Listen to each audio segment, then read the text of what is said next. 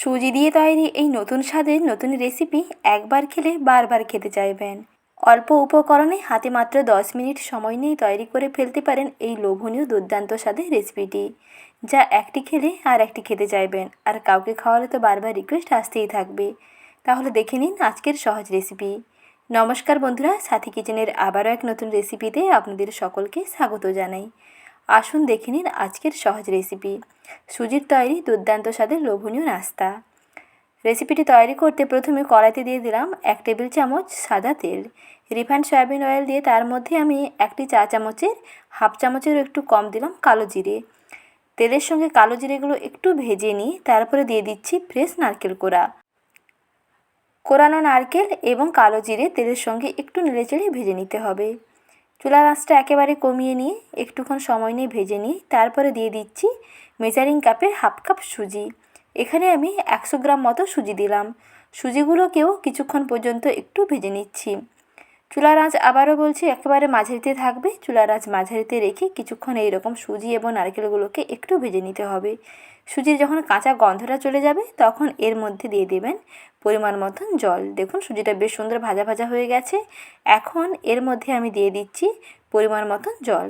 এখানে আমি মেজারিং কাপের হাফ কাপ সুজি নিয়েছিলাম, সেই ক্ষেত্রে আমি 1 কাপ জল দিচ্ছি।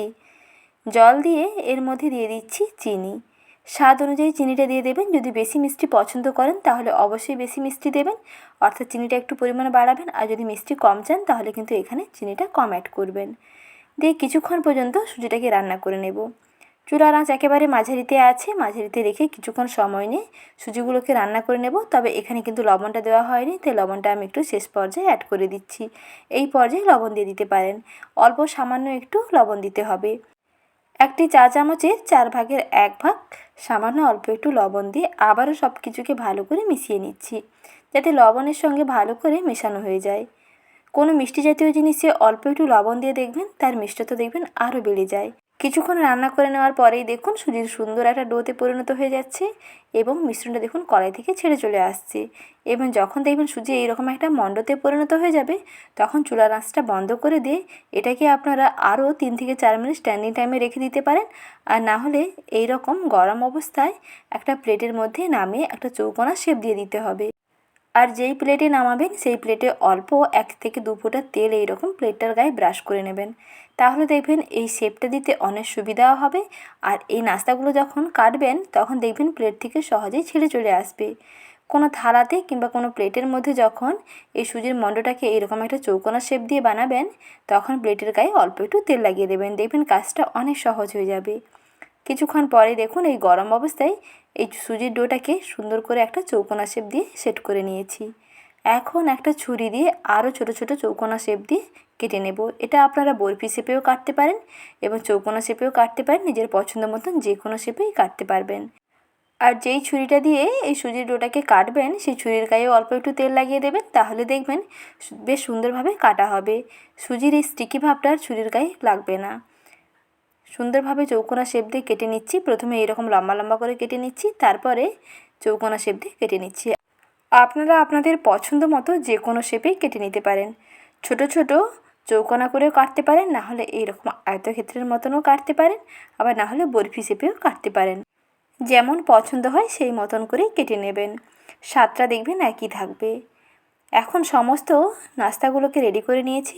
এখন এই নাস্তাগুলোকে ডুবো তেলের মধ্যে ভেজে নেব।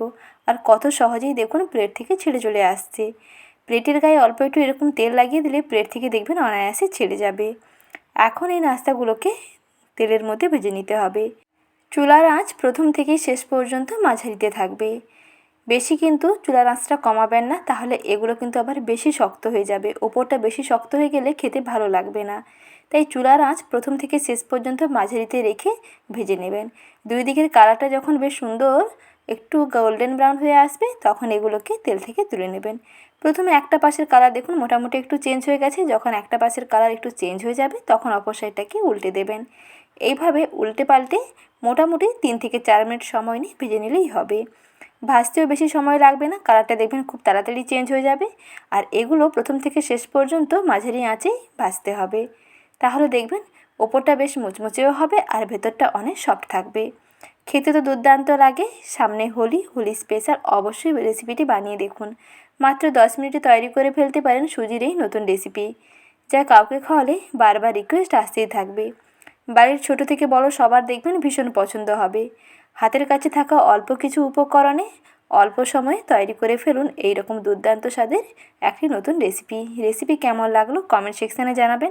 ভালো লেগে থাকলে এবং এই রকম নতুন নতুন রেসিপি পেতে চ্যানেলটিকে সাবস্ক্রাইব করে রাখবেন, সঙ্গে লাইক শেয়ার করার অনুরোধ থাকলো। নাস্তাগুলো দেখুন ওপরটা কতটা মুচমুচে হয়েছে আর ভেতরটা কতটা সফট। একটি খেলে আর একটি খেতে চাইবেন, স্বাদ দেখবেন মুখে লেগে থাকবে। আজ এই পর্যন্ত, ভালো থাকবেন, সুস্থ থাকবেন। রেসিপি দেখার জন্য ধন্যবাদ।